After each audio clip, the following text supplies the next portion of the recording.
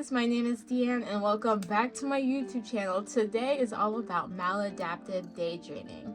Now, if you don't know what this is, I have a formal definition for you. Maladaptive daydreaming occurs when a person engages in prolonged bouts of daydreaming, often for hours at a time, to cope with a problem. I truly believe that the mind is such a beautiful and intentionally designed place. It gives evidence for God. The mind wants to protect you, and it does better when it's at peace and when it's at stability. So after somebody has experienced trauma or something bad, or maybe their reality isn't as good as they would want it to be, their mind resorts to these alternate realities that we know as maladaptive daydreaming. Maladaptive daydreaming is called maladaptive daydreaming because it can lead to harm. The term maladaptive means an unhealthy or negative attempt to cope with or adapt to a problem. People who do this tend to lose themselves in extremely vivid and detailed daydreams. The entire premise with maladaptive daydreaming is that people find more comfort in their daydreams than in reality. Maybe it's a desire, maybe it's something you want. You're able to find that in this alternate reality more than just your own. I don't know if you've seen my recent video about how to take captive of your intrusive thoughts, but it's a similar thing. Because let's say that you really want a relationship, right? It's all that you think about, it's all that you crave. And when you let that take over you, it can get to a point where you're no longer happy with your current reality, where you're single, where you don't have that person. And you crave this alternate reality where they are mine. Everything is happy. But the problem is, and this is with every single sin on the planet, drinking, smoking, sex before marriage, when you seek pleasure in temporary things, they help for now, but they don't change the root at the problem. The reason why maladaptive daydreaming is an unhealthy way of dealing with things is because you're not actually dealing with the problem. You're just pushing it away and engaging in something else to fill that hole. And when it comes to such complex and personal struggles such as these, I never want to suggest the fact that there's this one-size-fits-all solution. But what we all do have is a God who comes and works with us. We don't have to rely on our own human strength, our own human emotional capability to be at whole, to be at peace. It's a hard thing to get rid of the one thing that you felt gave you peace, that gave you the love, the security you were searching for. But God knows those dreams. He knows where you want to be in life.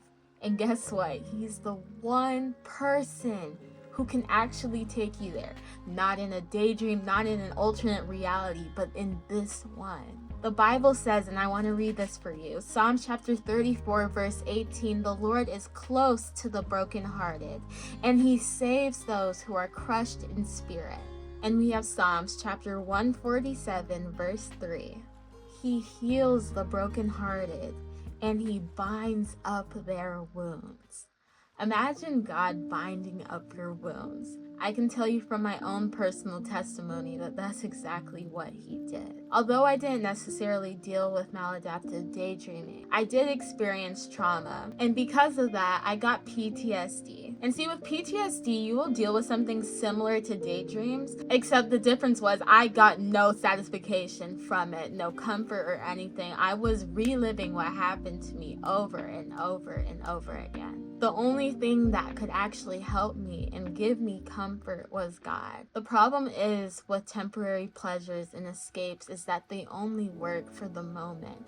They're a temporary solution to a long-term problem. And if there's any slight chance that you are the one looking for that long-term solution and actual help to your problem within, I want to invite you to seek God above the escapes first. Make that be the thing that you run to, is God. Above the temporary pleasures, above the escapes. I'm telling you, it was simply me seeking God first, listening to music that glorified him and would give my spirit peace. It was going to him and reading my Bible, venting to him, getting to know God more by just spending time with him every single day. Those things will do more for you in your long-term healing and growing journey than any other escape on the planet. Because once again, we're not just connecting to any person or any escape or anything. We're connecting to the one person who can make our dream reality. actually happen. The only person who can take us to this healed place where our past no longer haunt us, where we love where we're at and we're grateful for it, where we look back at where we used to be and say, thank God I'm not there anymore. That is available for you and any person wanting to take it. Salvation is a free gift from God. He is the Prince of Peace. He gives us joy, kindness, gratefulness, self-control, things that cannot be given from anywhere else. And I can tell you, as someone who went through trauma and somehow is sitting here today, completely at peace, at joy, happy in my life, it's not something to miss out on. Thank you for the ones who suggested this video, because this caused me to have to educate myself more on these real things that we deal with. I hope this can help you. If you have any further questions or suggestions, please feel free to comment them in the comment section. I'm always looking at them. And God bless you. I'll see you on the next one.